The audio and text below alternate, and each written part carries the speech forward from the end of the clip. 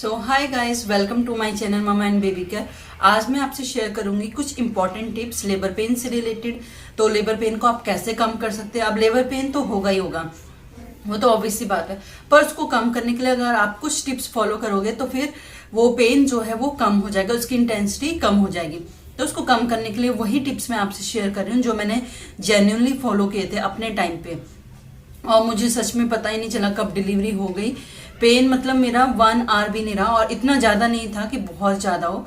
और डिलीवरी तो मेरी सिर्फ 5 मिनट्स में हो गई थी। जैसे ही मतलब हम अंदर ले गए लेबर रूम में तो 5 मिनट के अंदर डिलीवरी हो गई, मुझे पता भी नहीं चला, इतनी अच्छे से डिलीवरी हुई थी। तो उसके लिए मैंने काफ़ी मेहनत की थी, पूरे 9 मंथ मैंने जो रूटीन है फॉलो किया, तो उसी वजह से मुझे हेल्प मिली है। तो मैं आपसे भी यही टिप्स शेयर करना चाहूँगी। सबसे पहली बात, आपको प्रेगनेंसी में वॉक डेली करनी है। ऐसा डॉक्टर्स भी कहते हैं, आपने सुना भी होगा कि वॉक करनी चाहिए, पर इसके सच में बेनिफिट मिलते हैं। अगर आप डेली वॉक करते हो ना, एटलीस्ट मतलब 20 मिनट्स भी अगर आप डेली करोगे तो उससे भी आपके जो पेन है उसको मैनेज करने में आपको हेल्प मिलेगी। नेक्स्ट थिंग, आप योगा कीजिए।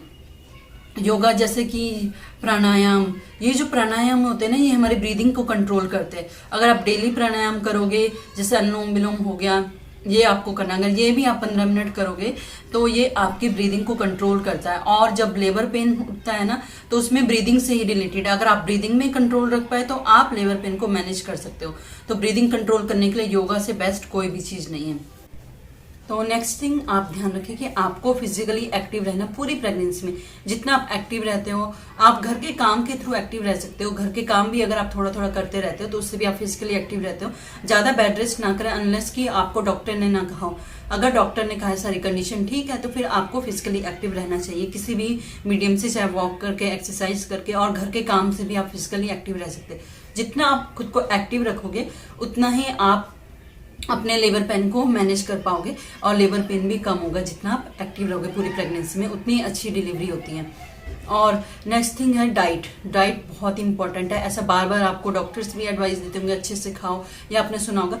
तो वो खाना जितना आप अच्छा खाते हो ना, उतना ही आपको डिलीवरी के लिए बॉडी प्रिपेयर होगी, आपके अंदर वो स्ट्रेंथ रहेगी कि आप उस पेन को झेल पाए। जैसे कि डाइट में आपको दूध तो जरूर लेना चाहिए कैल्शियम के लिए, हरी सब्जियां जरूर से खानी चाहिए, ड्राई फ्रूट्स भी खाने चाहिए। जितने भी हेल्दी फूड है ना वो आपको खाने चाहिए। सलाद खाना चाहिए। घी भी आपको 8 मंथ के बाद स्टार्ट कर देना चाहिए। तो अगर आप अपनी डाइट का प्रॉपर ख्याल रखोगे और रूटीन से अच्छी अच्छी चीजें खाओगे, ताकत वाली चीजें, तो आपको डिलीवरी में बहुत हेल्प मिलेगी।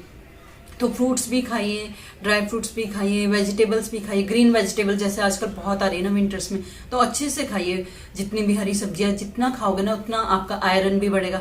हमारी बॉडी में आयरन, कैल्शियम, मैग्नीशियम, जिंक, ये सारे एलिमेंट्स अच्छे से होने चाहिए, तो ही आपकी बॉडी डिलीवरी के लिए अच्छे से प्रिपेयर हो पाती है। तो आपको डिलीवरी में खुद फर्क दिखेगा। मैंने खुद ये रूटीन फॉलो किया था, बहुत अच्छे से डाइट फॉलो की थी और पूरा ख्याल रखा था मैंने खाने का। और नेक्स्ट टिप में, तो एक टिप्स मैं आपसे शेयर करूंगी जो मैंने फॉलो किया था, वो था कि आप डेट्स खा सकते हैं। 8 मंथ के बाद आप 2 या 3 डेट्स खा सकते हैं। डेट्स यानी कि खजूर जो हम बोलते हैं, खजूर खाना बहुत फायदेमंद रहता है प्रेगनेंसी के लास्ट मंथ में स्पेशली। तो ये क्या करते हैं, आपके लेबर पेन को कम करते हैं। 9 मंथ में तो आप 4-5 खा सकते हैं, बस इसको गुनगुने दूध के साथ लेना है। अगर आप इसको रेगुलर खाओगे ना 8 मंथ से, तो ये आपके लेबर पेन को कम करेंगे, और जो है आपका लेबर पेन टाइम पे आ जाएगा। डेट्स मतलब हेल्प करते, गर्म भी होते हैं और बहुत ताकतवर भी होते हैं। तो खजूर खाइए, उससे भी आपको लेबर पेन कम फील होगा, और हो सकता है आपकी डिलीवरी टाइम कम हो, लेबर पेन शॉर्ट टाइम के लिए हो और बहुत जल्दी से डिलीवरी हो जाए। तो डेट्स। और सबसे बड़ी बात, आपकी पॉजिटिव सोच। जितना पॉजिटिव सोचते हो उतना ही आपकी डिलीवरी में फर्क पड़ेगा। मान लो आपके अंदर बहुत ही डर हो, 9 मंथ में आपको बहुत डर लग रहा हो, तो इससे हो सकता है आपको पेन ज्यादा फील हो। बट अगर आप पॉजिटिव थिंकिंग के साथ लेबर रूम में जाओगे तो आपको खुद ही पेन कम होगा। पॉजिटिव थिंकिंग बहुत हेल्प करती है। तो जितना सकारात्मक सोच आप रखोगे उतनी अच्छे से आपकी डिलीवरी होगी, उतना ही पेन कम होगा। तो पहले से ही माइंड मेकअप कर ले, अच्छी अच्छी चीजें सुने, पॉजिटिव बातें सुने। जितना आप पॉजिटिव रहोगे उतनी पॉजिटिविटी आपकी डिलीवरी में भी आपको दिखाई देगी। तो ये थे मेरे कुछ टिप्स जिससे आप अपने लेबर पेन को इजी कर सकते हैं, और हो सकता है आपको लेबर पेन बहुत कम हो। तो मतलब इसका रिजल्ट आपको खुद ही देखने को मिल जाएगा। अगर आप ये टिप्स फॉलो करते हो ना, आपको कहीं ना कहीं अपनी प्रेगनेंसी में बदलाव दिखेगा, और डिलीवरी टाइम में बहुत हेल्प मिलने वाली है। तो इन टिप्स को जरूर फॉलो करें, और अगर आपको ऐसी प्रेगनेंसी से रिलेटेड अच्छी वीडियोस चाहिए तो मेरे चैनल को सब्सक्राइब करें। Thank you so much guys.